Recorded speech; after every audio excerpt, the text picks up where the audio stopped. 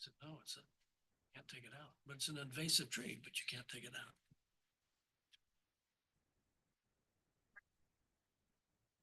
Right. Happy Wednesday. Today is Wednesday, July 16th, 2025. The time is now 3 p.m. and I will call this council work session to order. The first thing on our agenda is clearing confusion and setting the facts straight. We did not have any comment that we needed to clarify from the June 18th meeting. So that means that we can roll over into visitor comment.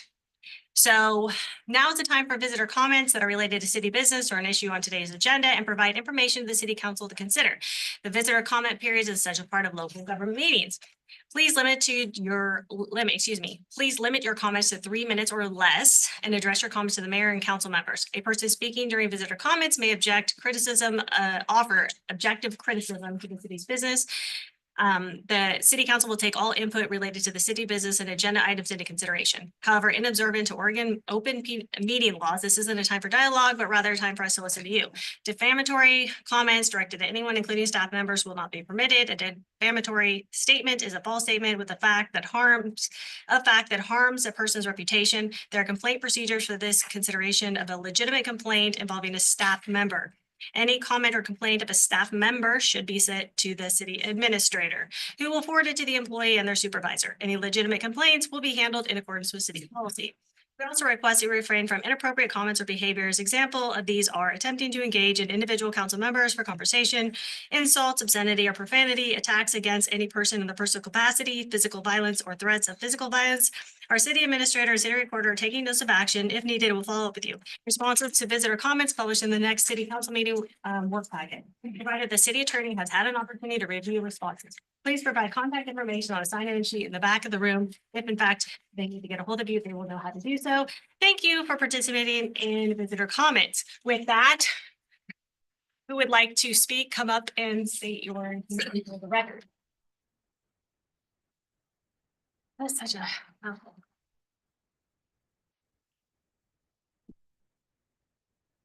Brady Prime. Jennifer Massey is a corrupt bitch, and the rest of the council are fucking idiots for going along with her. I say this in open opposition to the statement that you just read. Rather than try and curb behavior and limit freedom of speech, I'm going to oppose it. I actually am in agreement with most of what you read, but you don't need to read it. In fact, it disantagonizes people. It does the opposite of what you intended it to do. The exception, of course, that I would say to that is, who is the person that violated more than you? No one. No one has ever stood up in the back of the room and called at the mayor or screamed at John to resign or be terminated. So not only are you corrupt, you are also a hypocrite. I do want to talk about the discussion that you have today about the water taxi. Water taxi should be, I don't know what you're going to plan on doing it. Obviously, Treadway is too stupid to figure out how to use it. Funny how the Sandcastle competition is in the contract. We don't hear anything about that happening anymore. What happened to that? Just disappeared, right? Because they can't get their act together. And of course, the 4th of July was a complete disaster. I don't know if anyone was here and watched it. Treadway did not just end the 4th of July celebration once, not twice, but 3 different times, 4 different times. They are so good at communication that they couldn't figure out when the ending was supposed to be, and they turned off the lights. Then they would turn it back on while people are getting up and moving around. I literally saw someone almost get hit in the parking lot because they shut the lights off after people got up moving. It was really ridiculously bad performance. But of course, you guys will continue to defend them, because to admit the truth would be to admit that you guys are at fault for picking a bad contractor. I also want to mention that they have no permits for the building that's going on in the haunted house. Why should that surprise me? You went last year for the entire month and got the permit to operate the haunted house on the last day of the month. You also have on here the operating levy, which I guess you're going to ask for a voluntary levy on that.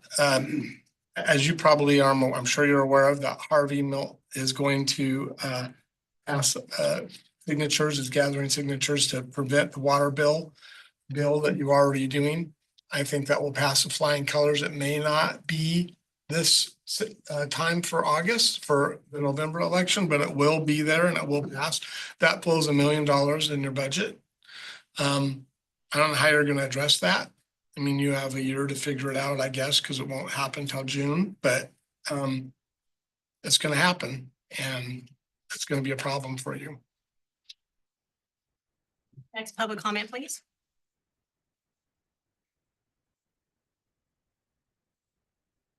Al Peterson. I already sent you all an email which more or less summarized my opposition to you electing to adopt this ordinance, which is in your packet for tonight. I think, one, there's a lot of stuff in that ordinance which should be deleted and eliminated. Two, there is a specific clause in that ordinance, which I think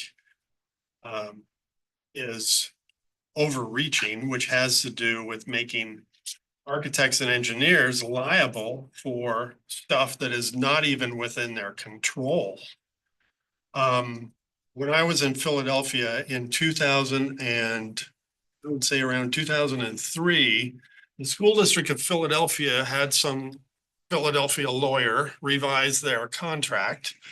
And they put a clause like that into their contracts, and pretty much immediately every single engineer and every single architect stopped working for the city, for the Philadelphia school district. Because you cannot make somebody liable for something over which they have no control. Number three, I think that the size, the area that you are now requiring a permit for is too small. It should be expanded. Frankly, I think that, I'm going through a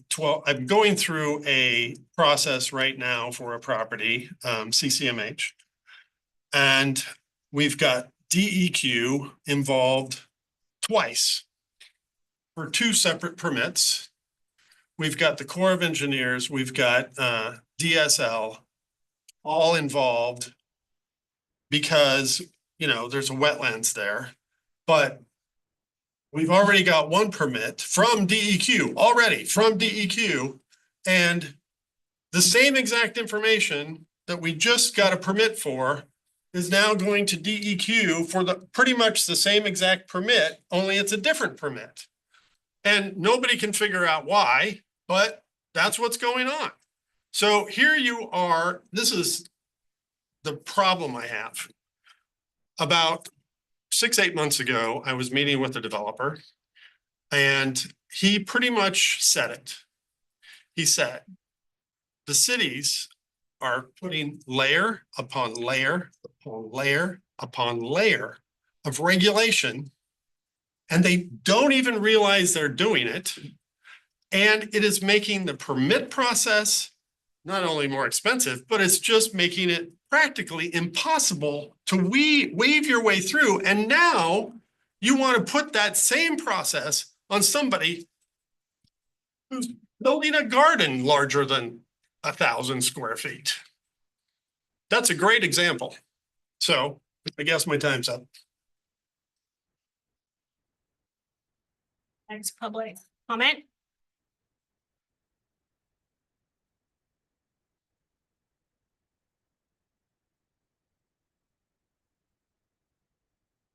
Steve Topaz. Is my usual corrections on the minutes. I made a comment last time having to do with the word use. That was somewhat accurate.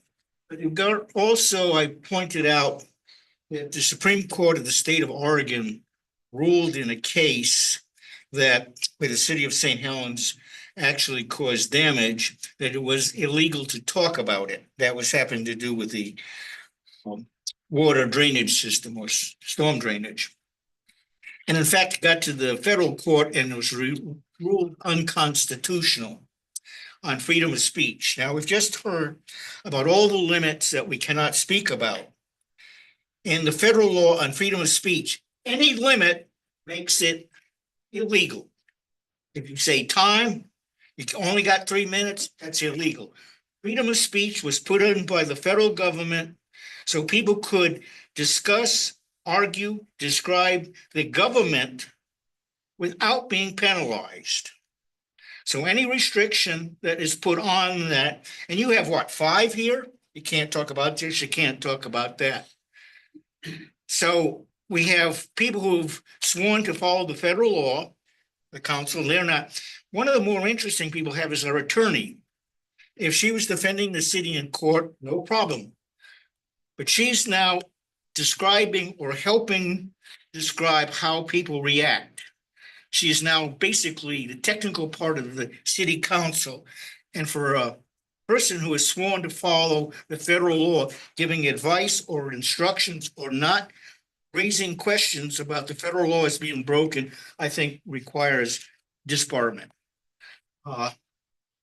The logic that you have, this state Supreme Court will follow you. It's the state of Oregon.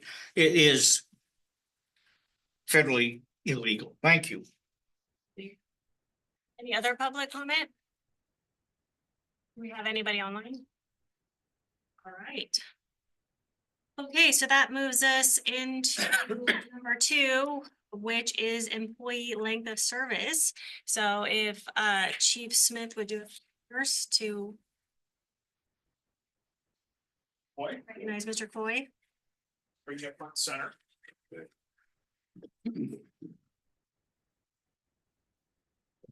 Over there. Over there. Yeah. I don't want you to stand in front of me because then you can't see it all. The certificate is to commemorate your 10 years of loyal and faithful service. We're saying, look, City of St. Helens, what can I say about Officer Coy? Except he is probably one of the hardest working officers we have at our police department. He's not only one of our field training officers, he also is assigned to the Columbia County Major Crimes Team. So he's one of the people that we call out countywide when we have a critical incident. If I had to look at one individual who has voluntarily stepped up and ensured that we maintain 24/7 coverage, 365 days a year for the citizens, it is this officer right here who is voluntarily working a lot of overtime shifts to make sure when citizens need help at 2:30, 3 o'clock in the morning, we are there and we are to deliver the service. And I can think of probably no officer that is harder working than him in our organization. We're lucky to have him.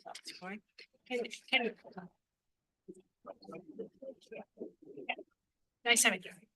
And can we get one with council when you're done? Do you have something I can stand on? So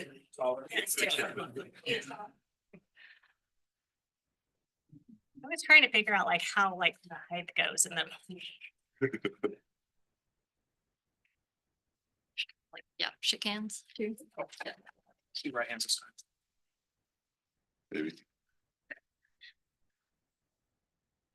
Can we get one?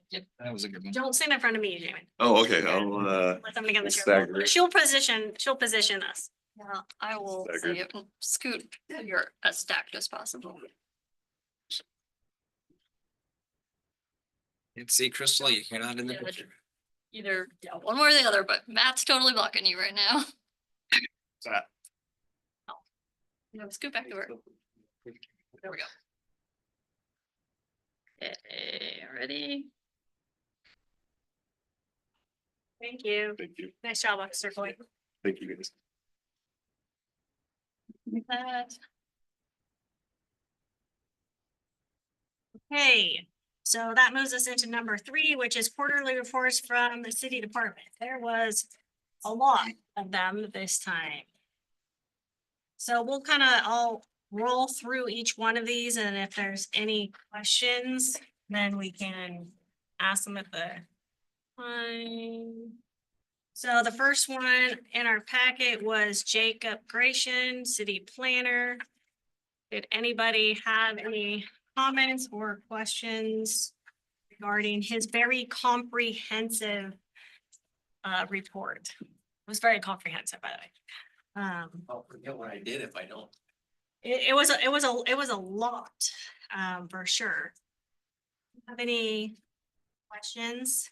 I was just gonna ask Jacob if you could briefly summarize the discrepancy with the wetlands on Millard Road, if you could kind of summarize that. Oh, pertaining to the Millard Road property. Yes. Yeah, so it's interesting. So I'm assuming you're all aware of the ill-fated hospital Do project. you want to come up here at all? Oh, sure, yeah. Might be easier to hear for other people. Yeah, thank you. Even though I have a loud voice. So there was the ill-fated hospital project, 2008, 7, 9, around there. Didn't work out. Columbia Health District applied for a hospital with the county, wasn't in city limits yet. And that pertained to the southerly third of the total Millard Road property, which we own now. The city owned the northern 2/3 at the time. And one of the conditions from the county land use decision was a document to be recorded on the deed that basically acknowledged, hey, there's wetlands here. You have to make sure you deal with them. So it was kind of an extra layer of notice because it's on the deed for future property owners to get it and stuff like that. You know, arguably, it's kind of a redundant thing. So that's what resulted in this document on the property deed. So the selected developer from last June has been talking about this off and on and expressed concerns about it. And it seems like it's been kind of a moving target on the concern. For a while, it was a concern about lenders. And then, you know, there was some dialogue, and then it was simply they wanted to make sure it didn't result in extra regulation beyond what the city has. And it's something that I've talked to John about, and you know, is this a reason for the progress being slowed down? Then I don't know, but basically it's they're concerned about this notice. We provided that correspondence, which is in here in this packet. Just to be like, well, here's our take on it. And the conversation I had with the city selected real estate person was, well, let me talk to the title company people directly, just so I can truly understand what the concern is. And I haven't heard anything since. And that was, I don't know, 2-3 weeks ago. This is just the northern part of the property, right? Well, the restriction applies to the southerly third. Now, there are wetlands. You know, there's some wetlands in the bottom, one in the middle, another one on top. And that's just because that was what was under the ownership. And that was the only portion of the property subject to that county land use decision for the hospital.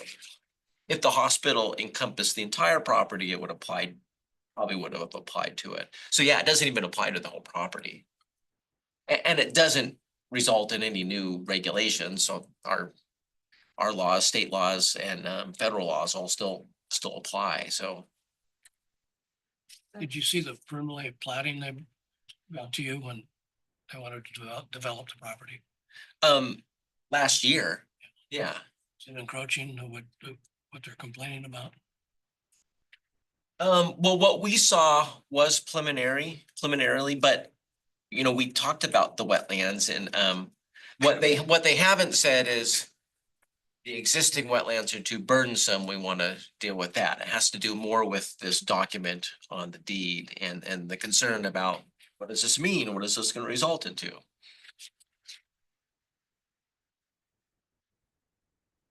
And my communications with our realtor as well as we express some frustration around this issue that we don't feel like is a reason that you shouldn't move forward with the design and advance this work.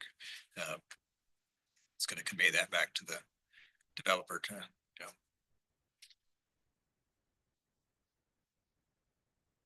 I mean, this was one of the questions I had for you was in Millard Road on that piece, and obviously what legal risk the city might face if they, you know, we either remove it or keep it, but you've already talked about that. And then erosion control, but we're also going to talk about that with Sharon, so I'll await till that time. The question I had is kind of the elephant in the room with, after what, July 15th, 18th? July 18th? Is that Jenny Demshow's last day? Just kind of curious, the planning department's gonna only have you, right, left? So, what kind of impacts do you foresee that? What kind of plans do we have in place? Do we? I mean, I think people are gonna wanna probably know what the plan is, if it's gonna be severely impacting the planning department or.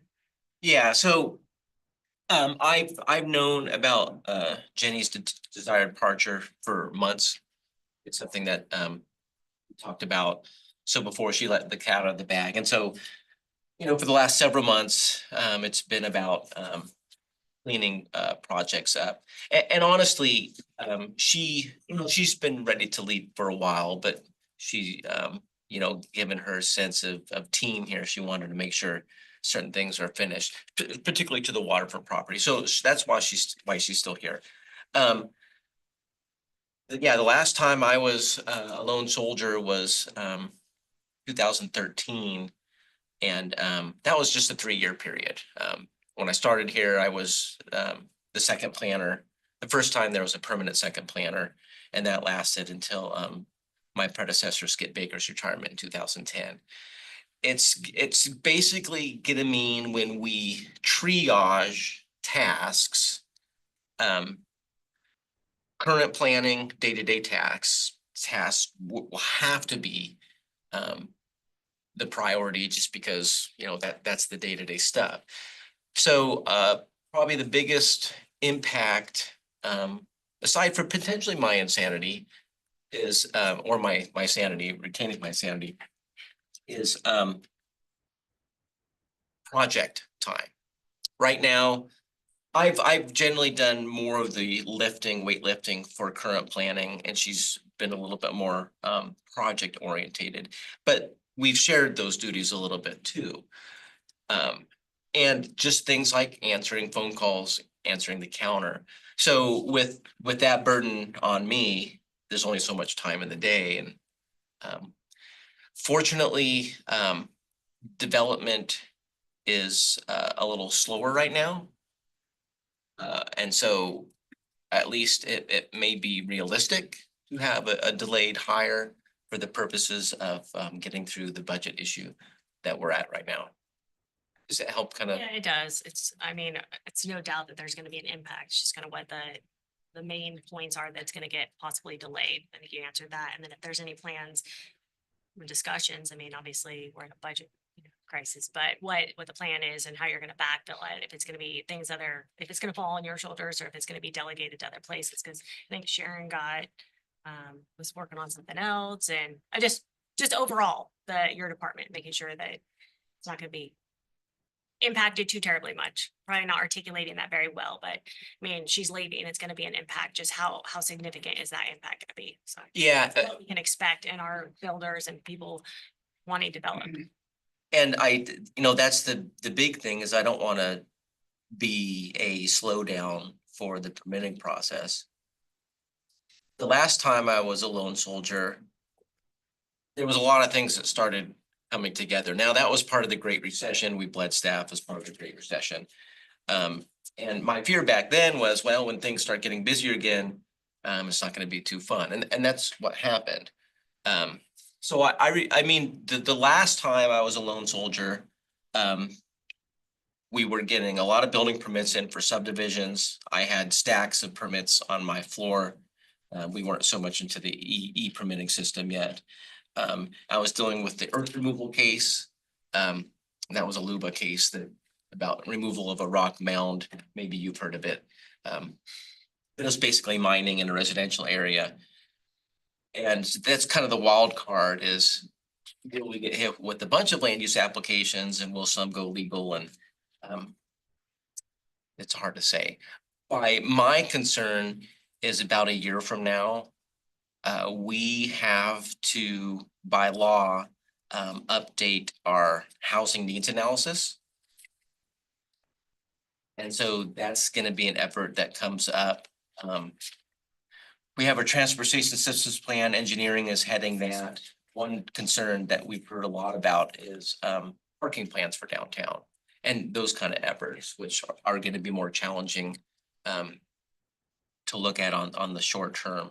And the housing staffing that capacity, we're at. that's due at the end of 28, right? And then the housing production started, that's 29. Yeah, a lot of jurisdictions are doing them at the same time. That would have been due this year. We were normally on the slate for this year. With our economic opportunities analysis, the consultant kind of warned us that there's some new stuff that cities have to deal with the housing needs analysis. And that this year would kind of be a guinea pig year for those jurisdictions, and they recommended that we delay that. It just so happens the delay also made sense because of the departure. I had. Anybody else have any questions? I'm sorry, Anderson. Yeah, thank you. Sure. For in the packet was, let's see, Michael DeRoya. Does anybody have any questions? I went through that and pretty simplistic and I didn't have any questions with it. Counselor Hubbard, did you have any questions with it? No, not this time.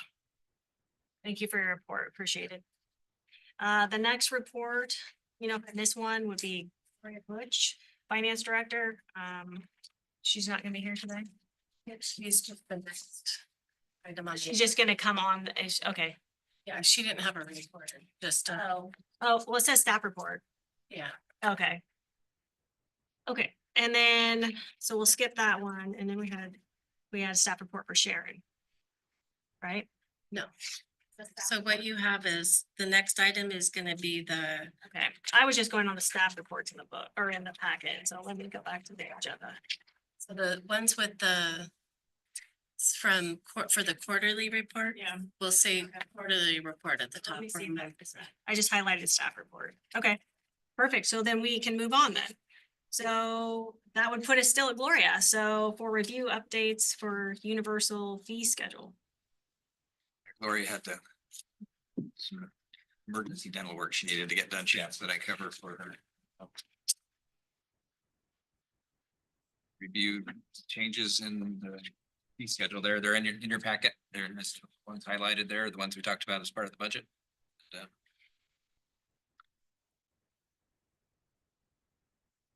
Tab down to it here.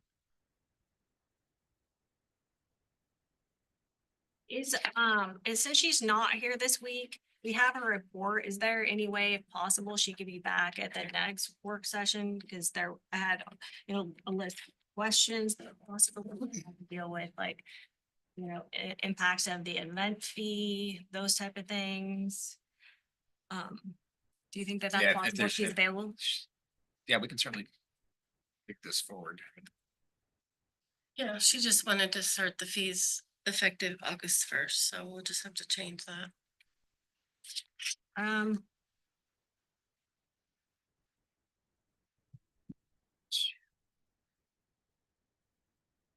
mean, the fees were pretty straightforward, but I think these questions that I have we could still, they're more, I guess, informational and dig in a little bit more. So I don't see a reason why we couldn't still go forward with it. It's just additional stuff on like the impact fee or the impact of like event fees, right? How they're actually gonna be calculated, those type of things. I think that could be tabled until the next work session if she's available. I didn't see anything like that stood out as far as the actual universal fee schedule, just subsequent questions with some of them. Did anybody else have any questions? I think we could wait. That'd be good. So we could still address it, but then if nobody had any concerns or red flags about the actual fees themselves, we could move forward. I've got concern on the erosion control part. The fees in the fee schedule. Schedule. Okay. I mean, the only initial drawback I see is that it gets implemented that much earlier, so that revenue isn't realized as part of the budget. Certainly wait. Could we, well, we could possibly discuss approving it except for that one fee, couldn't we? Make it complicated? Yeah, make it extra complicated. Then I have another one on the business taxes. Which were also contemplated as part of the budget. Okay. All right.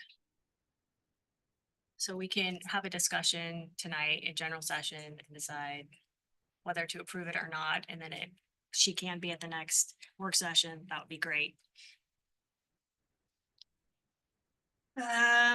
Okay, so then moving on to number 5, informational only, the staff report on there you go, the staff report on erosion prevention and sediment control code revision. So. I think that's you, Sharon. Yes, it's supposed to be informational only. Well, But I know there's questions. We about it, want to make so- sure we additional questions. Yeah. okay, yeah, well, if we could start, Mohammed, I think that you had mentioned that also there was a lot of questions that Mr. Peterson had pertaining to this, and that, is there any way that you could run through those questions and the answers possibly, or Sharon can, so that those, because they're gonna be some of the same ones we asked, right? Yeah. Karen prepared a little Okay, summary. Did you get a copy of that email? that you responded back? Yeah. I think you guys haven't had the chance to see it. That's why we had all the answers forward. Okay, appreciate that. Which is positive. That is an area for potentially looking at that disturbance of a small acres that we can look at. But then others is mandated by DEQ, which again, we'll tell you a little bit. Perfect. So I'll just go through the quick summary that I found that it hasn't been sent to Al.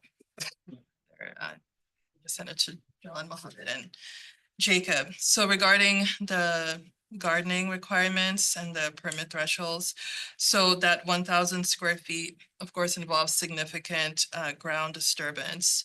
And of course, if it's closer than within 50 feet of a creek or a wetland. And I know he had concerns about that. We can talk about that kind of at the end, because I have some kind of thoughts on that. He also had some concerns and stated that McNulty Creek and Milton Creek were not 303D water streams. They are. That's listed in Oregon DEQ's 303D list. Both of those creeks are significant creeks that drain into the Willamette watershed, which is why we have a TMDL. So that was actually incorrect. He had a concern about the liability of the engineers and architects being responsible for the permit. It's pretty clear, I think, in the draft ordinance revision that the accountability actually matches the responsibility. So the permit holds the contractor and the subcontractor responsible. The engineer is responsible for their phase, meaning if they designed an erosion control plan that's was inaccurate, then they would be responsible for that portion of it and not for the actual work. Like, we know that they're not the ones out there with the back digging, so we wouldn't hold them responsible. He did have a concern, of course, about the additional permitting and all of that additional work. And I just want to stress that this is something that's required by the city's TMDL plan. It's available online. This is a DEQ requirement, and this has to be implemented. And it's in our implementation plan by September 3rd, I believe. September 3rd of this year, yes.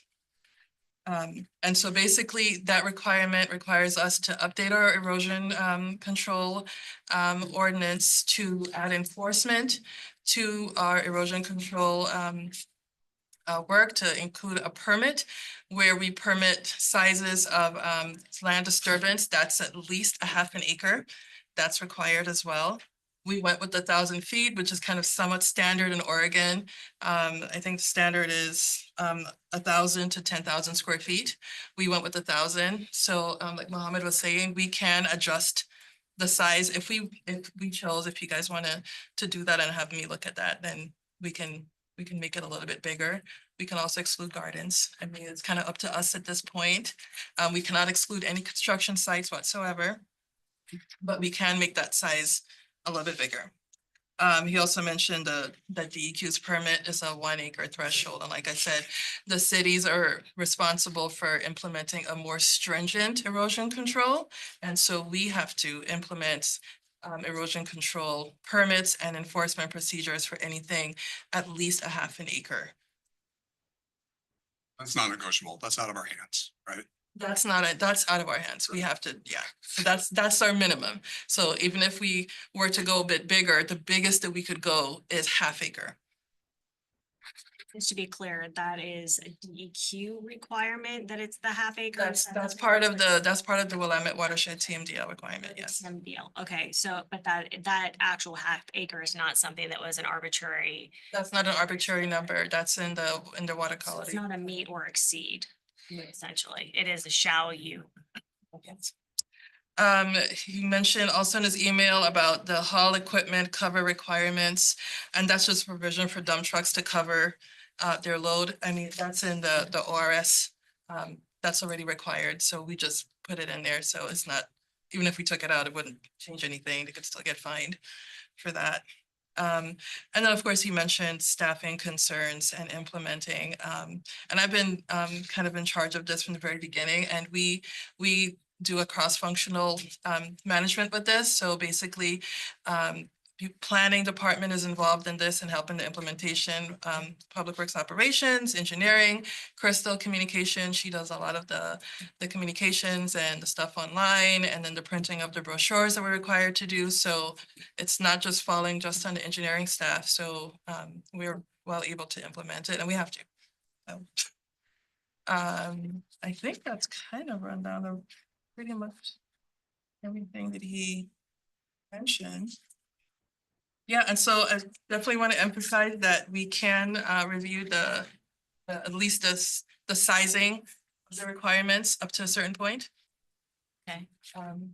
Happy to look at that. And I didn't see anything that I could have missed, but there's a lot of information this week, so I have not actually read that report. So I feel like this is a lot of information that I'm trying to digest, to be honest with you. I didn't see a mention of emergency work in there. Is that something that, like, if there's something that happens in emergency work? how does The that- emergency work, they would still be required. There's not an exception for emergency work for the erosion control. They would So still if be. you have like a broken pipe, you have some like catastrophic thing that happened, there's literally, you have to go through a permit process. They do, but I mean, it's not likely that if somebody does that they're gonna dig up 1,000 square feet just to replace pipe. This is more like you're coming on you're grading down a whole site to build a new building or something like that. And then in that case, you would have to. Is it worth looking at having some emergency provision in there, some language or nomenclature? We can, I mean, I don't know if it would do any. Anything under 1,000 square feet would not need. So right now, the way it's written, anything under 1,000 square feet would not need a permit, except if it's within 50 feet, I believe, of a water body. But in that case, it would be 500 feet. That number is up to you folks if you want to consider bigger. For example, we have up to 2,000. Significant disturbance, you started heading down that path and said we talked about that later. As far as that, And that's what I was talking about, being able to, we could look at the size and increase that. Like Mohammed said, we could go up to 10,000. I wouldn't recommend getting it that large. The reason why we picked the size is because we want to capture the work on individual sites through the building permit, because we've seen a lot of messy streets and a lot of stuff like that. So we want to capture those, which is why we went down to the 1,000 feet. But of course we can go larger. Does this include best practices? It does. In St. Helens, if you learn to put a silt fence in, you gotta dig those into the ground, and it goes across rock, it's not gonna happen, so. Yeah, so it includes the best practices, and basically once they submit it, we'll look at it. And if there's, I mean, we had situations even on the waterfront project where they literally couldn't get the stake in because of the rock. And in that case, we used a different alternative method to secure that silt fence. Yeah. Is this all gonna inspections will all fall to Mike? These inspections will fall to engineering. So you're not even gonna be out in the field inspecting? So the engineering team will, because we're gonna probably most likely require a CSOL certified person to inspect, and everyone on the engineering team is CSOL certified, which is a certified erosion control and sediment lead. So the designer has to be certified too then? No, so if you're talking like maybe just a small site that you have to have a designed erosion control plan, no, you don't. I mean, we're fine with the homeowner, drawing and saying, this is what I'm gonna do on the site. Here it is, that's fine. Yeah. That's kind of what I was getting at, the safe harbor aspect for best practices for homeowners. Yeah, I mean, it's just more, right from the get-go, it's more expense. It's a $2,000 bill from the engineer on top of the rest, and then you've got to hire a licensed erosion control person, put it in, which you normally wouldn't. And then, anyway, it's just another layer of government. But that would change if it went up in size, right? Yeah. Yeah, I So mean. if we you'd went have to to decide 5,000 square, or 5,000 square. Yeah, and so we can probably clear that up a little bit, so I wanna make sure that we're not unduly unburdening Yeah. homeowners where Just the you're builder. just, yeah, you're doing a small, single family home and then you have to do that. But if the site is starting to get, like you said, up to a certain square feet, then we probably are gonna wanna see a stamped erosion control plan and everything like that. Familiar with. Yeah. All right, well, I want to go back and read. I mean, I haven't had a chance to read, to be honest with you, all of that stuff, so I'm getting very interested in it and had some questions, so. Okay, so do you want me to look into the sizing of it and come back with that, or to give you a chance to look at it first? Was the sizing, the emergency? Yeah, and also over accumulation of like the soil, that was another question, right? You have the permit, you have the soil, like each time you're gonna have to get another permit, right? We agitate that soil. Say it. So you get the permit, right? Mhm. And that permit's done for whatever reason, if you re-agitate that soil, you're gonna have to get another permit for whatever reason. Well, the permit's a year long, so Expires, you're good within that year, but otherwise you're gonna have so to. you're good with that year, and you can extend it. So basically the permit will pretty much almost stay active until final stabilization. I mean, if you finally stabilize it and then you come back in 6 months and dig it up again, which I don't see why anybody would do that, then they shouldn't need a second permit. No more than 50 yards without a permit, it used to be. No, so we're not gonna just do the yards. We thought about that, but then we go out there and start measuring stockpiles and stuff like that, which is kind of a pain. Did I hear it correctly that we could also have more of a distance between the water, so between like 50 feet, so we could theoretically go like 5,000 and 100 feet? Or is 50 it? I probably need to look at the DEQ water quality management and see if they have a minimum threshold on that one. I can answer that. Okay, I can do that. Thank you for coming up here, even though this was meant to be informational only. I apologize for that. Thank you, Mohammed, Yeah, you're welcome. for helping with that. Does anybody else have any questions? Okay. That moves us into number 6, discussion regarding water taxi, city administrator. That's you. All right, thank you, Mayor. I hope to have a polished memo, but it just too many other competing priorities, but hopefully we can get through the higher points here. So the city owns a water taxi. I just turned off my notes.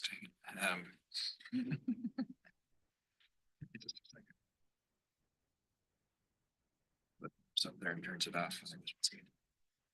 Bump that on my, thought you did too? On Yeah, the edge, yeah. exactly.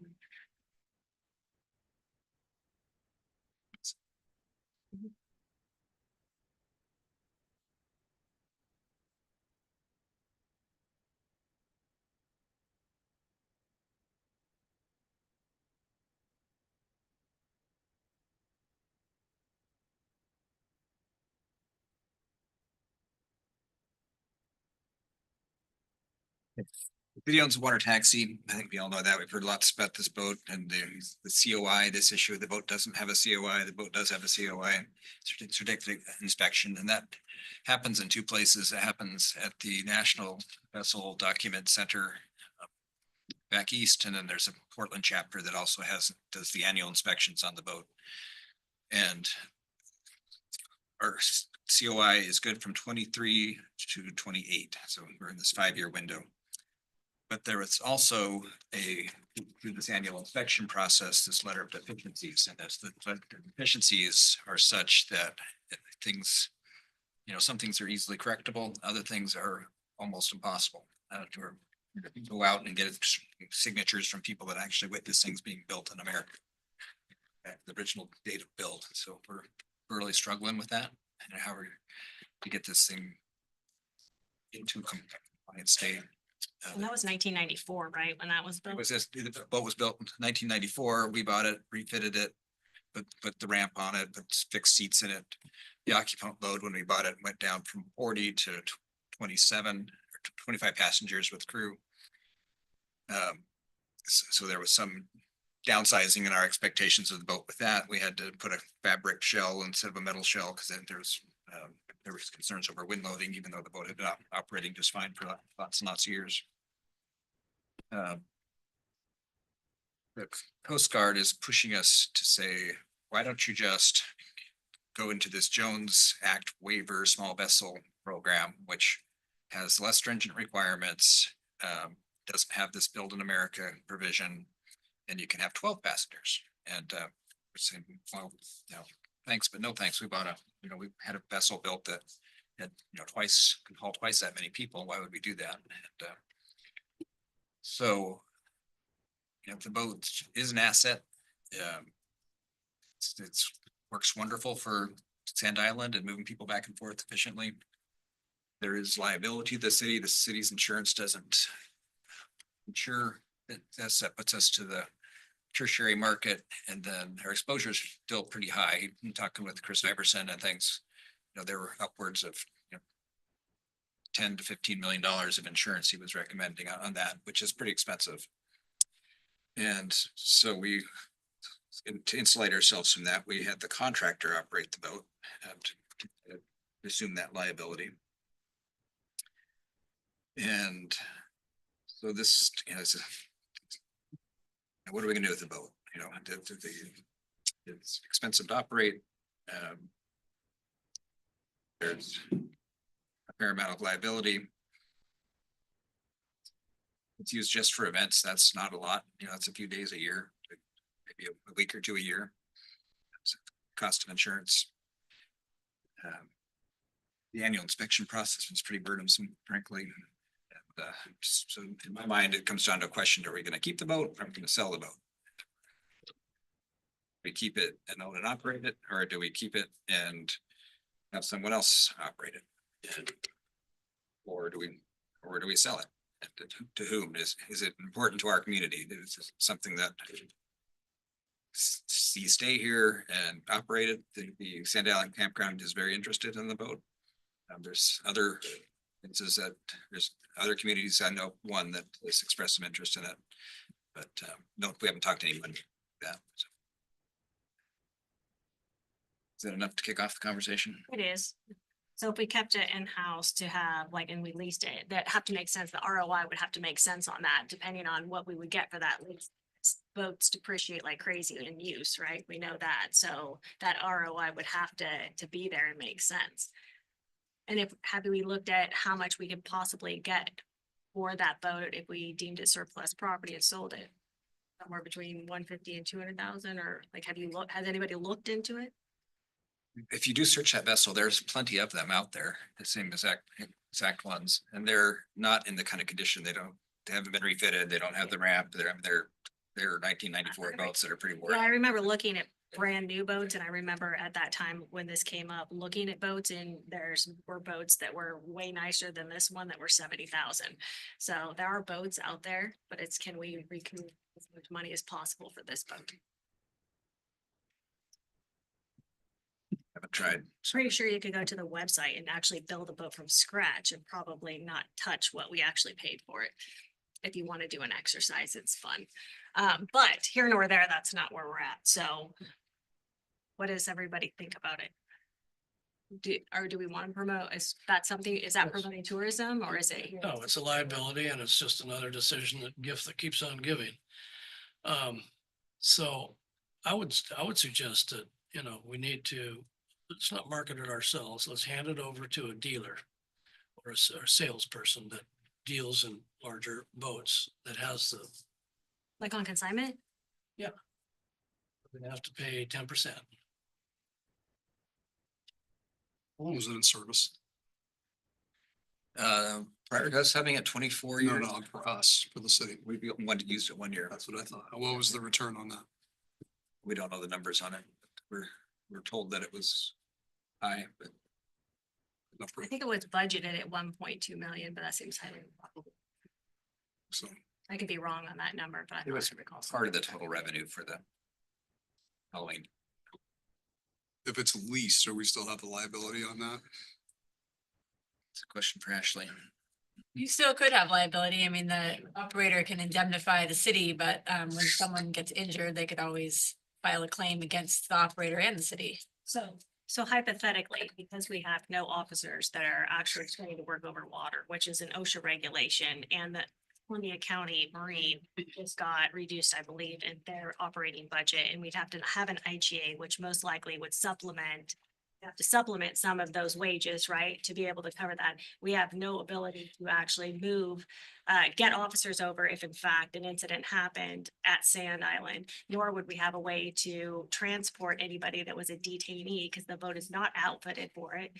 And so would that increase also the liability for the city? I didn't quite understand the entire question, but I would say that anytime the city is doing something that's outside of its operational expertise, it increases We liability. cannot provide public safety in an incident that is requiring officers to show up over there. So right now the city is holding events or right now that the island is a campsite or there are people there and the city can't provide public safety services. Correct. Based on everything that I understand. So like, let's say the sandcastle competition, if people are going over there, what kind of liability would the city have, considering we have no ability to get public safety over there?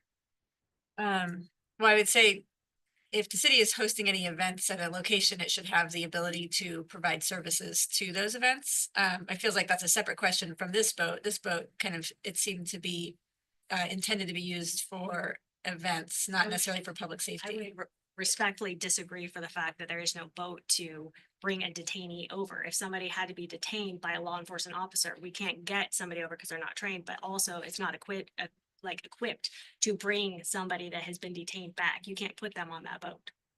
Can we get an IGA with the county? We have an IGA with the county and their boat, so.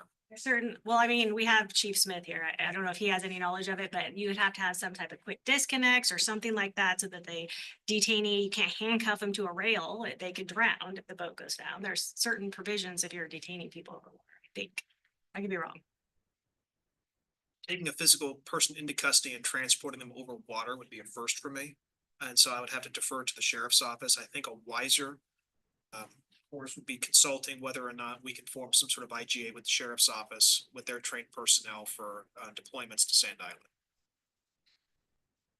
Well, there'd have to be something in place. These are two different questions. There is a. But it kind of an goes IGA in along, place, it yeah. goes kind of like with Yeah. that boat.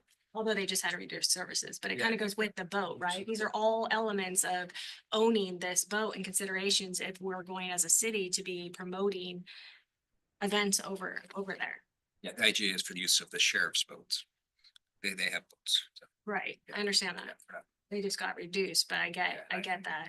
A single deputy, the question would be, It's, Who they support. running events at Sand Island, it's a minimum 2-officer response to take a detainee assumptively from the island on the boat back over to shore. And I realize it's a separate question, but I think that all of the elements play into a decision on whether it makes sense for the city to keep the boat and have to address each one of these elements or to declare it a surplus property. To me, it sounds like it doesn't make any sense for us to have it and operated if it's causing this many problems and just sitting there. My other thought is if we're trying to promote tourism here and help our businesses, what are we helping on Sand Island? What business over there are we actually helping? Is it drawing businesses or? In the marina, right?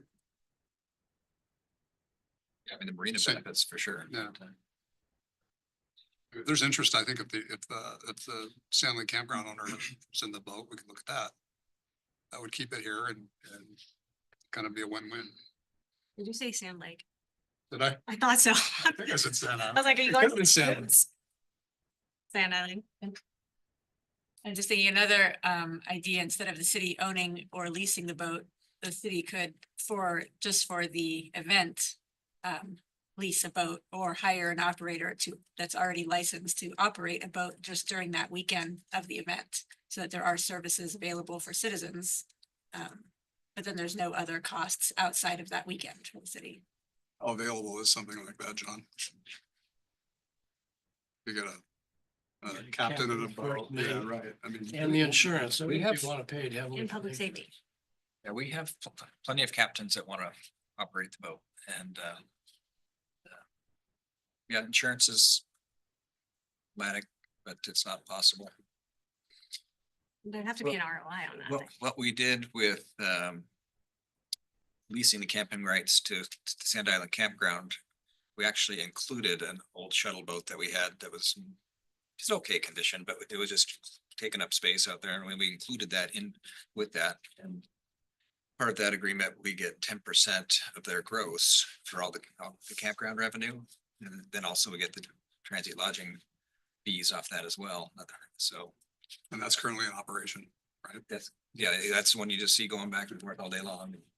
I'll beat that. Beat up. It's pretty. I was wondering who owned it's that. Pretty rough. Yeah, that is rough. That started as a donation to our shops that ended up over at. It's just kind of, we should get the liability away and get it in use. And, you know, the Sand Island campground folks see this as a way to really, if they can find a way to make the finances right. You know, it's a real asset. They're very interested in it. But just finding a captain isn't the answer. You need a company that has liability insurance and the Sure, people. they would, Yeah. Well, the campground would run it on their own, right? yeah, whether They they, would take on that whether responsibility. they owned it or whether they leased it from the city for some cost share kind of thing, but. Sure.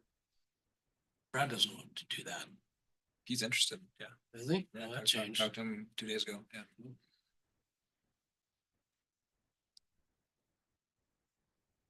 Is there a Sand Island competition this year? Or is this holding that up? Yeah, no, there's no way of that happening this year with the timelines and the boats, all these challenges, yeah. Unless there's a big rental fleet that we've done in the past, which is other arena, smaller boats running 6 people at a time. These issues that need resolved with the Coast Guard, were they not issues before, or how were we able to operate this before, but we're not now? Yeah, that was, some of those were very new things, and they're things like the bill of sale says. Discrepancy between the bill of sale and the title. The title says Barge Works President, Barge Works Owner, and there's like rejected. Where they initially had approved it, and it ran through somebody else's desk, and it's about 6 things, and we're down to 2. So that's one of them. So Is it all administrative stuff though, as far as not the functionality and that? it's absolutely administrative things. Yeah, it's not to do with any deficiencies. Well, that's the national. It's getting through the national, and then after it gets to national, it goes to the Portland Bureau, which they come up and they do the life jackets and make sure all the tags are torn off and the ropes in right colors. And all, you know, meeting all the Coast Guard regulations. So say for example, the campground did purchase it, they'd be required to meet those same requirements. There may be a difference between whether they choose to go to the higher occupant load and, you know, have that commercial captain, or do the waiver act and have an operator. I'm not totally sure what those requirements are, but I suspect they're the same general requirements as far as safety equipment things. It's a whole nother level of captain to go from what he's hauling now to Yeah. something more. Is there, would all the administrative necessities have to be remedied prior to selling it? Like with the discrepancy with the name, the title, all the administrative things, would that need? We're to be- actively working on that. Okay, but do we have to have all of those completed? The vote has more value if we do. And with presumption that higher occupant load was worth more value, so. So that is the 3-inch folder on my desk, some a lot of correspondence, so. So then for tonight, council, we can potentially direct on, looking at, speaking to Brad, seeing what those sales terms could look like, or whether, consignment or surplus property, if the city wanted to keep it, or what's the plan here? One of the things just talked about was interesting if he were to somehow take control of the boat and then release it during or operate it even for city events, when we have events over there, that may be a plus for the city. Want to do something on the island that that they would agree to use the boat to transport. Separate contract. Yeah. Not have to lose, because it is nobody else has that. Passenger ferry. He even talked about doing trips to Richfield and different kinds of things. Again, would he, I might have missed it, would he be able to actually opt in that based on his current credentials?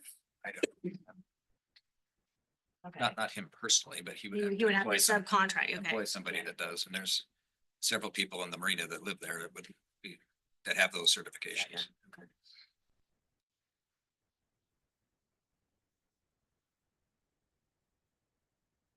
Have to think about. Can't do it. It's not an easy answer. You can do it. You can do it for, if you're not hauling paid No, passengers. he was asking, can you do it? I'm asking, but like, Yeah, yeah. so that thing you've got, you might have got Yeah. some experience there. Rough to that. Yeah. Yeah. All right, deal. You do it, John. All right, I mean, the regs, it's like he's not paying people. You're not taking paid passengers, it's a whole different story. That's the Like, hiccup. but, yeah. For general service, whatever, anybody can, that's qualified. With passengers, if there's no charge. No, that's a 6-pack thing. You can't go Yeah. over 6, right? Do you want that as a work session item, or do you want to direct John to do the search and bring it back? well, it's up to council. It feels like there's a lot of ambiguity still on some of our options, so like it would be my preference to have John do research and bring more information back on options. This is a great starting point for conversation, but Counselor Sundin, how do you feel about it? And we have a maritime expert working on it. I'd hope to have this information back for you. We might have it for the next meeting. Presumably, good. Yeah. That works for me.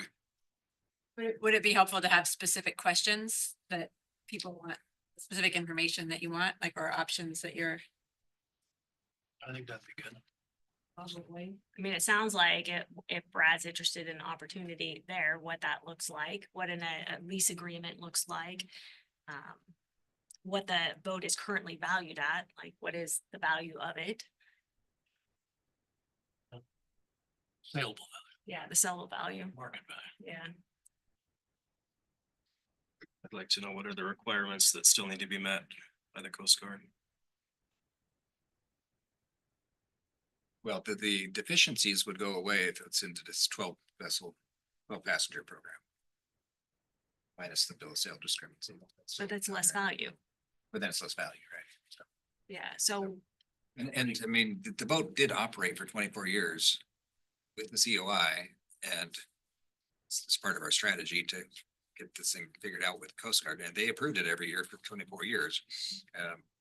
It was definitely built in the factory. did they approve it here though, or did they approve it in Florida or other places or The wherever? boat was it? built in Wisconsin. Okay, but was it approved like was it approved 24 years in Oregon? No, Okay. it was South Carolina, Okay, so. Florida. Yeah. Refitted Mhm. back out here.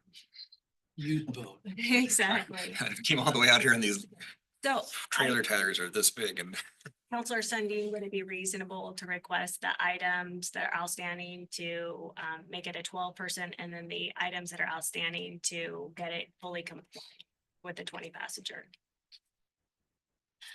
Can we do that? Any other outstanding questions? No, I think that works. Okay. Perfect.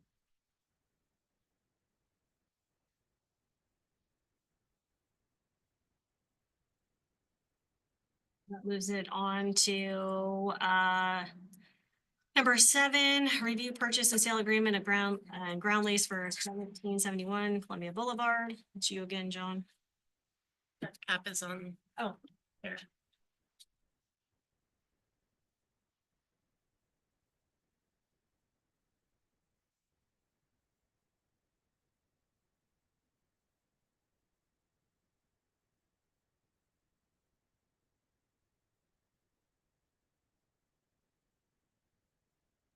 I think you're on mute, Jeff.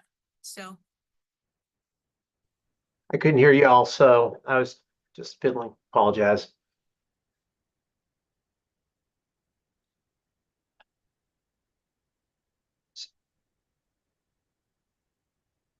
Sorry, I didn't hear anything for the last 30 to 60 seconds. So if You didn't say anything, so you're good. excellent. We're just messing with you. all right, Jeff, over here. You're gonna lead us through the 1771 Columbia Boulevard purchase and sale agreement and the ground lease. If you All would, right. please. Happy to. All right. So City's acquisition of this site has been structured as a purchase. However, due to the delayed nature of the purchase, there is a ground lease element to this project that allows us to bridge the gap between today, when the PSA gets signed, and when the seller is finally willing and able to convey fee title to us. So the PSA sets the terms of sale, which are working our way through the document sort of front to back, identifies the property being sold, 1771 Columbia Boulevard, the tax lots identified in the PSA, which you can find on the GIS mapping for the property on the county GIS website. We'll show you what land that is. And sale price is $1.25 million, subject to certain $25,000 adjustment downward in price if seller ends up accelerating the closing date as he's permitted to in the PSA. We'll jump into that. Furthermore, purchase price does have indexing as time passes, starting on the 3rd anniversary of the agreement to adjust based on consumer price index raises, so that the sale of the property inflates upwards with general inflation. And that's in section 1.B.1 of the PSA. So $1.25 million could go down if it sells sooner. After 3 years, after we've signed this agreement, the price will start to float. Why do we have such a long window? It's because the seller has requested that the property not actually be sold until they die. And so the trigger for closing under this deal is the death of the owner of this LLC, which is Wayne Wygant, is the person indicated on the Oregon Secretary of State as the owner of this entity.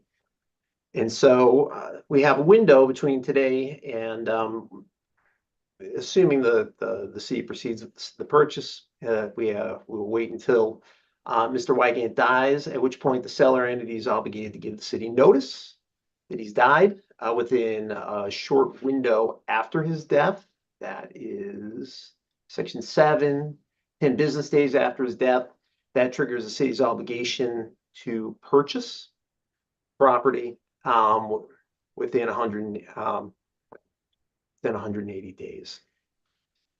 Going backwards, right, before the city's obligated to make this acquisition, however, the city has been granted due diligence period of 90 days to do the standard investigations a buyer would go through, consider whether or not the property is acceptable to the city in its discretion. City can back out of the deal at any time it wants to up till day 90 if it's not happy with the project or it otherwise determines it can't or won't go forward. After the 90th day, though, the city has to, before the 90th day, I should say, the city has to advise buyer, seller that they intend to go forward and keep the contract in place. As part of this, Mr. Wygant, the seller, will cause the tenants at the property be terminated and they must be out of the space for the end of the due diligence period, or I should say within 35 days after we terminate this, which could be at the end of the due diligence period, or it could be 35 days after the due diligence period, depending on the city tells Mr. Wygant they'd like him to get the tenants out. After that 90-day period, the city takes on a ground lease, and we'll go through the ground lease agreement shortly. That ground lease lets you act like the owner of the property for the entire interim window between the end of diligence period and when you take title. This allows you to proceed with your project while we wait for fee title to make its way here. Flip side of that coin is that once the city enters the ground lease and starts doing work at this site, it is irrevocably committed to acquiring the property. It must take down title. Mr. Wygant can sue the city to force it to close on the acquisition. So after day 90, the city must either commit to buying the property or terminate, because you'll be legally bound once you go past day 90. Mr. Wygant has the ability to pull forward the sale if he finds an acceptable 1031 project for himself, which allows him to defer his taxes on this property. So he would do an exchange where he would sell you this property and then use those proceeds elsewhere. It's my understanding, I'm not his counsel, that similar tax considerations are what are driving the delay of the sale of the property due to his death. So this would be a substitute tax mitigation item. And so that's the basic architecture of the deal. It's a very standard transaction, but for the long window between the end of the due diligence period and the closing date.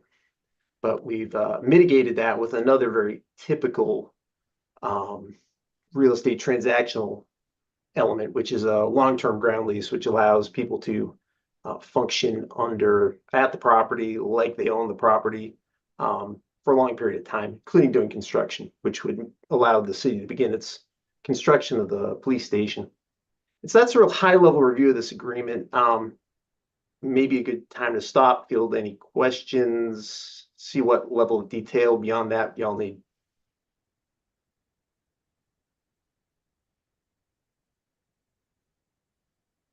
Questions? Not like there's any questions, Jeff. Excellent. Okay, we'll flip to the ground lease. So the ground lease is going to be, so after day 90, we enter this ground lease and take the property free and clear of everybody, which allows the city to come in and from day one, be able to proceed as soon as it wants with its construction activities at the site. Like many ground leases, this allows the city almost all of the aspects of ownership minus the actual having a deed for the property. I've specifically told seller and council, and this agreement has been negotiated to not grant the seller the right to terminate this ground lease upon default, because the only reason this exists is to accommodate their desire to push out closing. We should have fee title. So if the city breaches after it started its work, it's not at risk of losing its construction work. It might have monetary damages for things that it did, which it shouldn't have, but we're not at risk of losing the work that's been done at the site, which is very important. If you're when you start building on a site, any ground lease needs to give you a lot of protection about losing your improvements you've put on the site. Term of this ground lease basically runs until after the closing of the PSA has to have occurred. In fact, we give an extra 30 days after the city would otherwise be obligated to close on the purchase for this term to run. So the ground lease will always outlast the deadline to close the PSA. If there's litigation surrounding the sale because the seller didn't perform, the ground lease indefinitely extends to make sure that city always has a lease, and this lease is always there until such time as the city gets its hands on title to the property. The rent that's payable, right, and it's correctly been described, I believe, by seller's counsel, and I agree with it, as a financing substitute. The rent's $6,250 per month. And that is going to adjust based on a CPI inflation metric, same as the PSA, starting on the first anniversary of the ground lease. And so a ground lease is like a financing substitute because a lot of buyers, they go, well, I don't have the money to put down the purchase price for the property. I'd still like to use it, so I'll pay you rent that's the same as the interest I would have paid if I was borrowing the money from you. And so if you view that rental payment as interest on the purchase price, that'll give you a sense of how expensive the loan is, quote unquote, for renting this space. Anyhow, that's again $6,250 a month, annual inflation based on CPI, but only reduced by 50%. So you won't be taking on full inflation, only about half inflation, which cuts some of the pain out of those step ups. It's triple net lease, absolute bondable lease, which is to say, tenant has all costs of ownership. It's as if you are the owner. And so you're going to pay for maintenance of the property. You're going to pay for utilities of the property. You're responsible for making sure if anybody gets hurt at the property that your insurance covers it. You're effectively the owner. Similarly, you have a free hand to improve the property as you see fit with no oversight from the seller. One of the things we want to do during the due diligence period is, of course, make sure that we're satisfied with title to the property, such that there's nothing on title that would disrupt or otherwise cause a problem for your ground lease while it's in place. But assuming that, you'll then effectively act like the owner.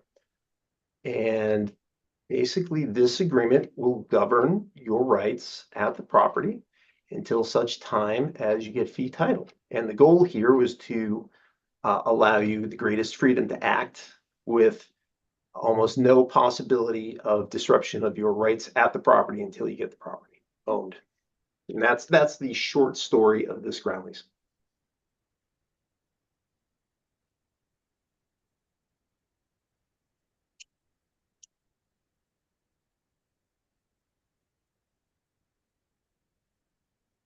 Do we have any questions?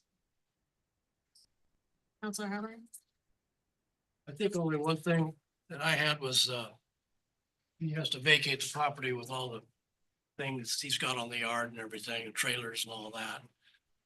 Can we be assured he won't leave any residual paraphernalia around? Will he clean that site?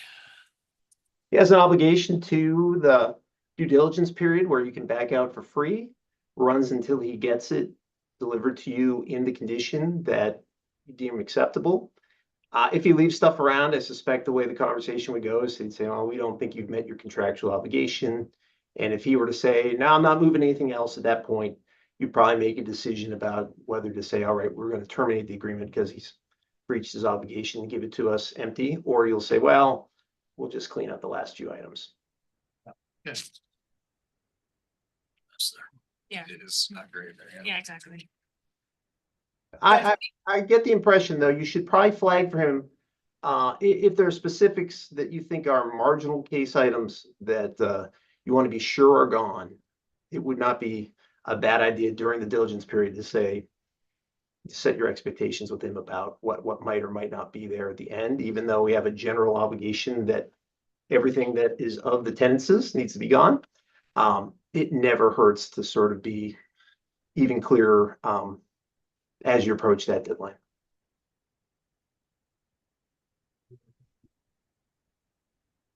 Jeff, I was just gonna ask, can you go through the termination of the leases? Does that happen after the due diligence period ends? I heard you mention it, but I couldn't hear.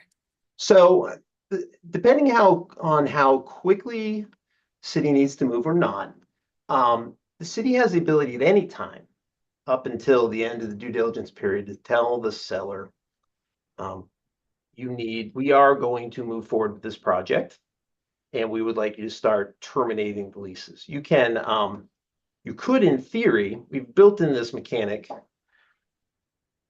which you don't have any obligation to make use of. And frankly, you may say, we don't want the hassle of it, but if on day 65 of and I'm looking at section 22 PSA in case you want to go back and read it yourselves. Prior to waiving the due diligence, you can tell the seller, you expect that you're going to waive the due diligence. You feel that you're in a place where come day 90, you will waive. And the seller is going to then have the obligation to go out and terminate the existing leases, right? It has 35 days from the date of notice to terminate to get this all done. If for whatever reason you run the due diligence period out till all day 90, then he'll have 35 days from the end of the due diligence period to get you the property free and clear of all the leases and tenants, right? And so what happens then is you'd have to wait till basically day 125 or so, right? Before you could take possession of the property. And the due diligence period will be extended until the business day after seller fulfills its obligation under section 22 to get rid of the tenants. So you'll always have the ability to freely terminate if he does not get that done. So that's how that works. Basically, there's a window of 35 days from when you tell him to when he needs to have everybody out. And that can be, again, you can have everybody gone on the last day of the diligence period if you know you're going to go forward, or if you're really debating it down to the end, that notice will come out around the day 90, and he's going to have the property ready for you around day 125.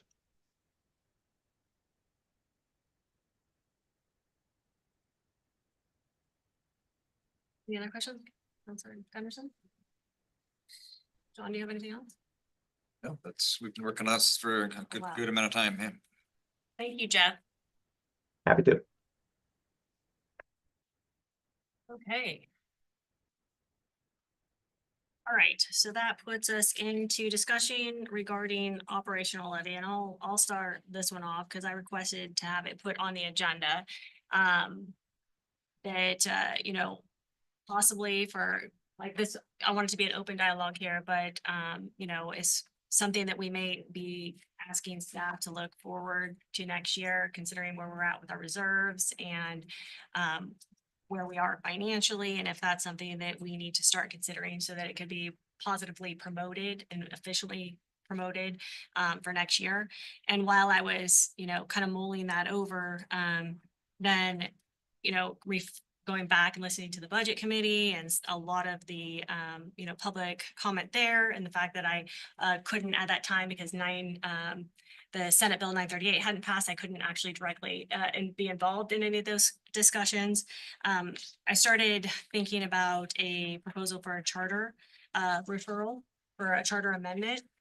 And so I put something together. I'm not a subject matter expert. This is designed just to be like initiate a conversation on something that we could actively do to you know, it's listening to our voters and getting something on our charter. And I'll read through some of the highlights on here. But, you know, I wrote this as I respectfully propose the City of St. Helens Council initiate a process to refer a charter amendment to the voters of the City of St. Helens. This amendment would establish voter approval requirements for the imposition, increase, modification of any fee collected through the city's utility billing system.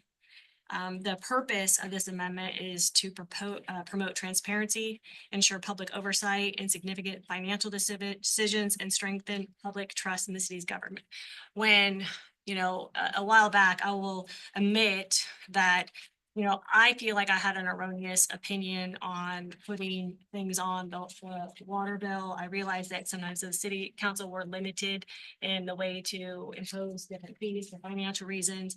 And, talking to constituents, listening to people, I feel like, I don't think where I sit here today, that is not an opinion that I personally have. I think it needs to go out for a vote if we're going to be doing that. So the definitions, if you guys want to look, I'll kind of put you through the page, but page 1, defined a fee as means of any charge rate, assessment, or exaction of imposed by the city of St. Helens that is collected through the city's utility billing system, including but not limited to the charges for public safety, infrastructure, other municipal services. Fee does not include charges directly related to actual provision, consumption, use of water, stormwater, or other utility service, or fees imposed solely to recover the costs associated with delivering those utility services. So it preserves the ability to utilize a fee so we can affect every EDU, and we also would be getting 100% of that dollar. However, it would just be pertaining to that. So that fee is what we're talking about. Utility billing means the invoice or statement issued to customers, a service provided by the city, including but not limited to water, sewer, stormwater, other municipal utilities. The majority vote would mean an affirmative vote for more than 50% of the qualified electors in the city casting the ballots for election. And the proposed charter, again, this is just to start a dialogue, and it's something if we want to move forward. The voter approval required for utility billing fees. 1, no new fee shall be imposed to the city through utility billing unless approved by the majority vote of the city's voters at a duly called election. 2, no fee collected through utility billing that has been approved by the voter shall be increased in amount, changed in its purpose or manner of imposition, or C, repealed, unless such action is approved by the majority vote of the city voters at a duly called election. 3, any fee lawfully imposed and collected through utility billing as of effective date of this charter amendment shall be deemed approved for the purpose of this section and may continue in effect. Any increase, modification, repeal, or of such fees shall be subject to the voter approval requirements provided in subsections 1, 2A, 2B, and 2C, unless such action is approved by the majority vote of the city voters at a duly called election. Number 4, any ballot measure proposing to impose, increase, change, or repeal a fee collected through utility billing shall A, specify the exact dollar amount of the proposed fee, B, include a defined sunset provision establishing an expiration date for the fees unless reauthorized by the voters, and C, clearly state the specific purpose for which the fee revenue is to be used. 4, notwithstanding subjections 1 through 3, the city council may reduce the amount of any fee collected through utility billing without voter approval if the council determines economic conditions have improved or funding requirements have decreased. And that's really the summary of what I came up for the charter. It would be a charter amendment, I believe a new chapter.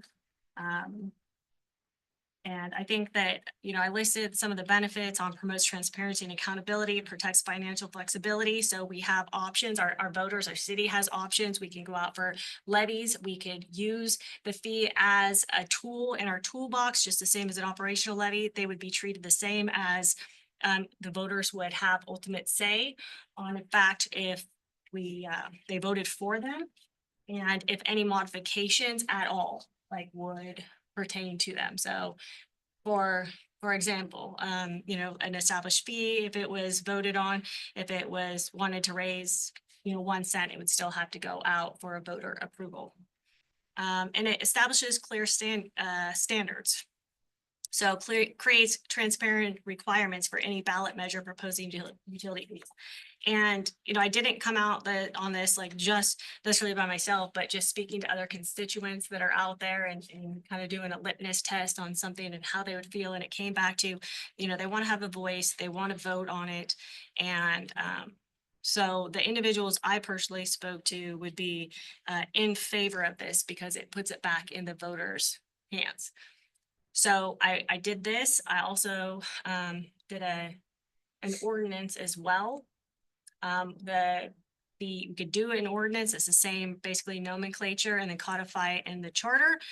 Or we could, choose to just amend the charter, or we could choose not to do anything at all. So this is just to initiate a discussion. And go. I was thinking about the same thing. I like this.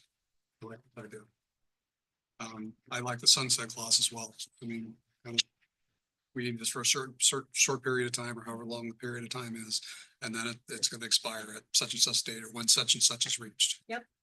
And it's It's not a continuous. yeah, and then in my logic of like, okay, what if we happen to get like grants or something like that, right? And we didn't actually need the amount of funds that were initially, then that could just be something that council could determine based on where we're at financially. We could actually reduce the fees because we don't want citizens paying fees. We don't want to be paying fees if they're no longer necessary and financially required. So that would be the only provision that would give council the ability to make the decision on their own without the electors.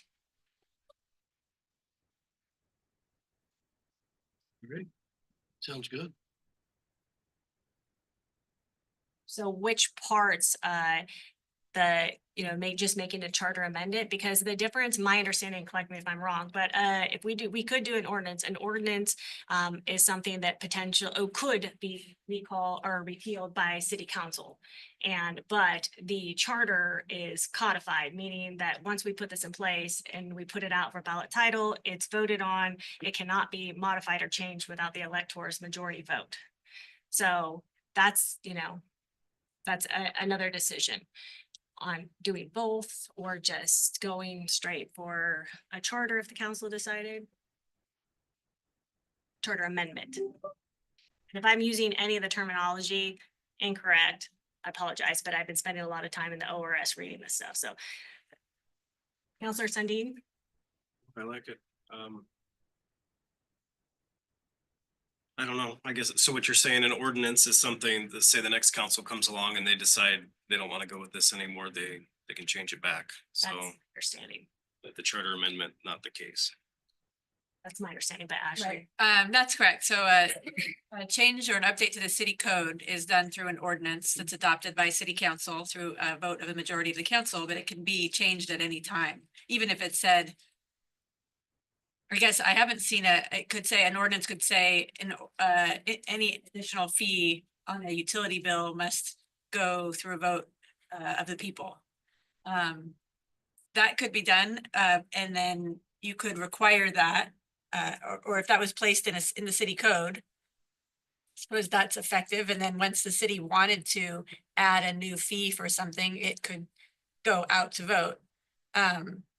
It could refer that measure to the ballot. But yes, any city council could then repeal that city code. So that is what I put together. Again, it's totally rough draft. I'm not a lawyer. I'm not a subject matter expert. But this was what I was thinking on with the ordinance, which basically you can kind of see the outline of it, but basically it's the same thing, right? What I understand the difference, I mean, obviously this could be put in effect much more quickly than have it codified in the charter potentially, because you got it, once it's done, 30 days, right, before the ordinance would take effect. Could do both. And then, at this one, when I started researching it, I was like, okay, well, this ordinance couldn't be repealed unless it was approved by the voters, but it doesn't sound that's legally correct. Right. You would not be able to adopt a city code provision that said this city code provision can, because there's no method for voters to repeal a city code. I guess they could refer it to the ballot, but it's a process. This is the safer way to go. So the charter amendment is more restrictive on the city. Right. And if that's the intent of it, is to say, we're putting this in place to allow the citizens to have a vote in whether or not we increase fees, then putting out a charter amendment would be the way to do that. A city code, adopting a new city code is, it's not as effective. It's better to put it in the charter than have the ordinance. It is, it's implementing the will of the people. So it's giving them the control. And that's kind of something that came back too, was like the general consensus, I don't trust government. That's what's come back, right? And so they don't potentially trust the fact that the next council is not going to repeal the ordinance. And so that's when I changed directions and started going on the charter route.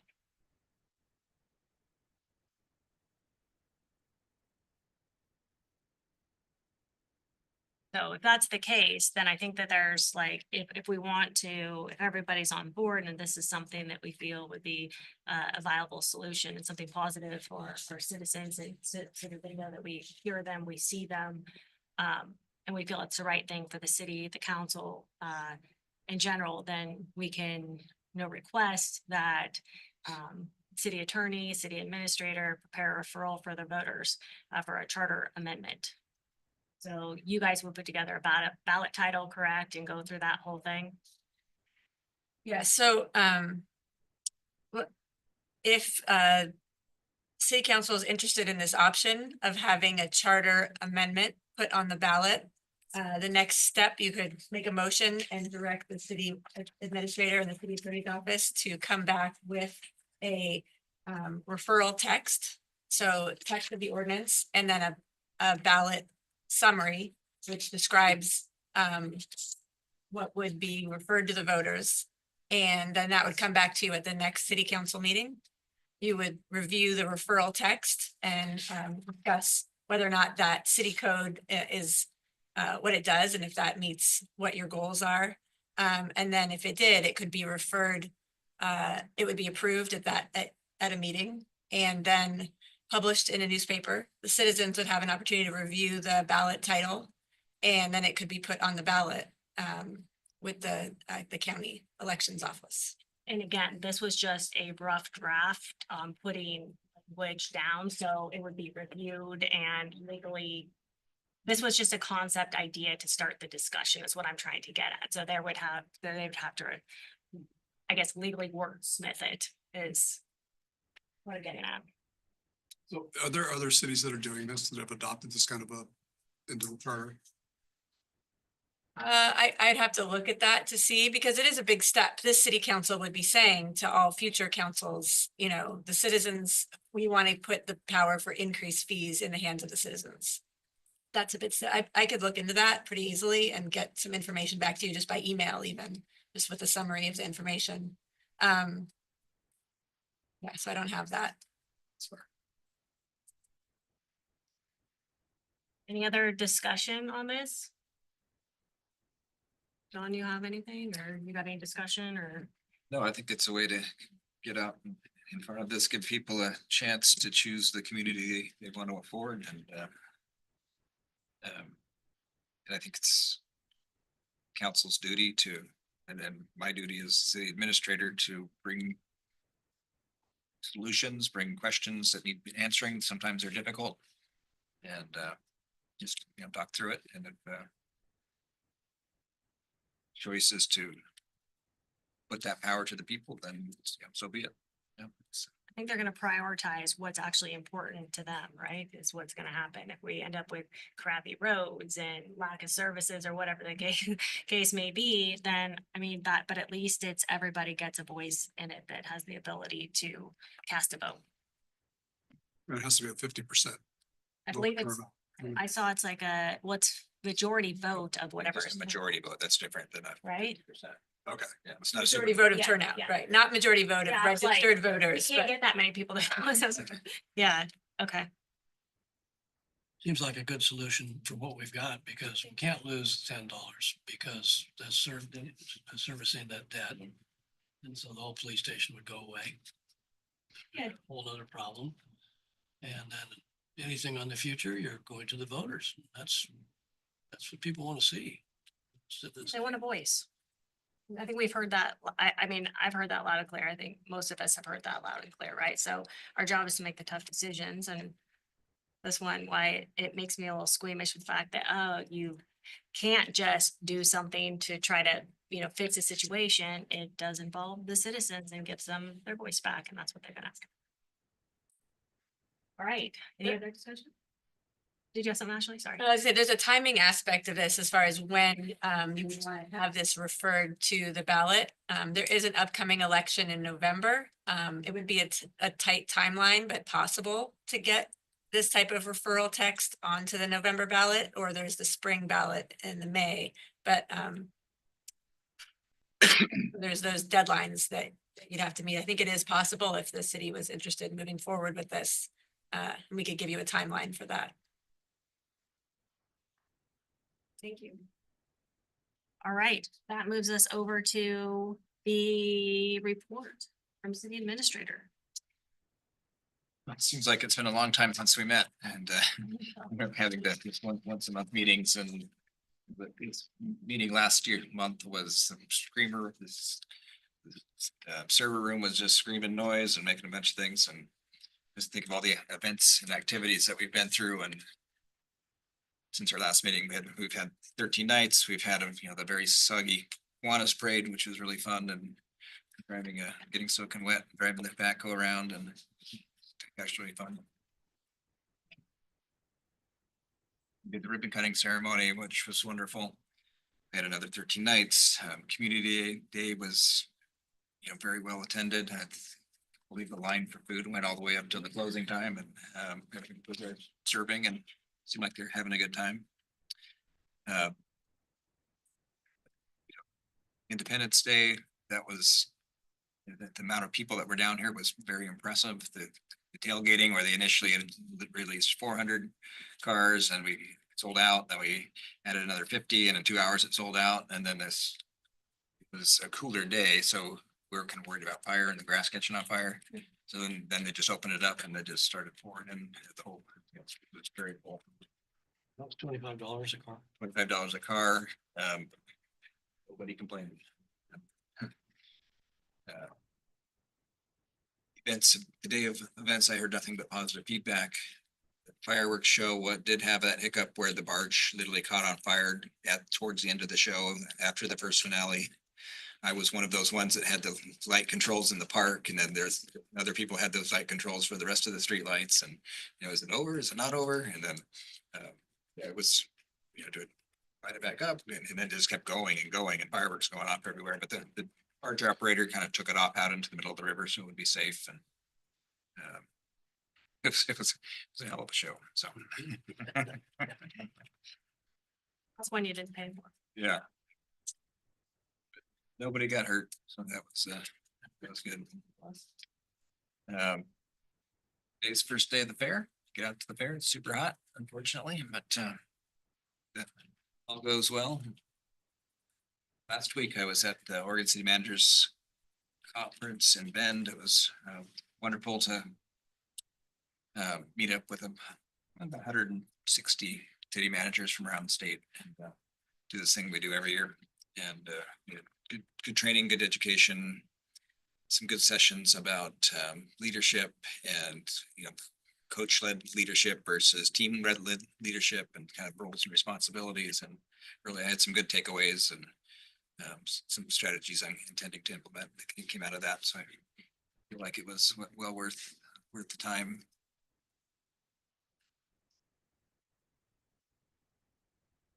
Other than that, I'm working on performance evaluations. We've got an agreement with the Lane Council of Governments for mine, the 360 that you've asked for. We've got that forthcoming. What did you say that was? Lane County what? It's a council of governments. Oh. They provide services. It's a regional governance. Our region doesn't have one, but there's several in the state that have these regional councils of government that provide services like planning to small cities. They also do reviews of our job descriptions and things like that. It's at a competitive rate. Is this who we're gonna be using for to help guide with all of the performance evaluations, put something together with that, or is that just pertaining to yours or? This first time we're is hearing about it. specific to me. We are working on that for department heads. And we already have the process and we've gone through it, updated this staff ones. we continue to go back and forth with our development interests for the waterfront, so they're very excited, we're very excited. We did some drafts back and forth, and we should have something for you to take a look at as far as a negotiating agreement coming very soon. Are we gonna see any concept designs, not ones that have, you know, there are other examples, but are we going to actually see some of the visions that they have based Yeah. on our meetings? The agreement will lay out milestones, performance metrics as far as what we're gonna see when. Okay. And it's, you know, fairly aggressive, but, you know, there's some concept studies and sometimes there's market analysis and things like that that come along. You know, Arcadia's just coming down the final lap here. Their environmental issues are all, there's no comment on that, so it's just a paperwork issue at this point. Yeah, just looking forward to getting them going. Been very supportive of their needs for permitting. Everything's ready to transfer over to them from DEQ. Do we have an updated ETA? Within a couple weeks. Okay, that's good. In a couple of weeks for quite a few weeks, isn't it? No, well, we knew the comment period was 30 days. So, Oh, Okay, well, that's positive. and then there's some kind of tail end exercise paperwork at that. So. good work, John. How close are they to actually production? A year away. They have the boilers going in, the new boiler that they bought, which, no, I don't think it's that far. Yeah. And it looks a lot, when you go out and visit, it's a lot cleaner inside of the buildings. It doesn't, you know, they're scaling all the rust off all the steel and coating it. They have high expectations for a kind of a white room facility, not white room, but professional looking place. So that's all I have. All right. A full day. All right, so we are going to be adjourning and going into executive session. So following the conclusion of the general work session, an executive session is scheduled to take place to discuss labor negotiations under ORS 192.6602D, real property transactions under ORS 192.6602E, exempt records confidential attorney-client memo under ORS 192.6602F, and consult council participation under ORS 192.6602H. Representative of the news media staff and other persons as approved shall be allowed to attend the executive sessions. All other members of the audience are asked to leave the council chambers. And with that, we're going to adjourn our work session and go into our executive session.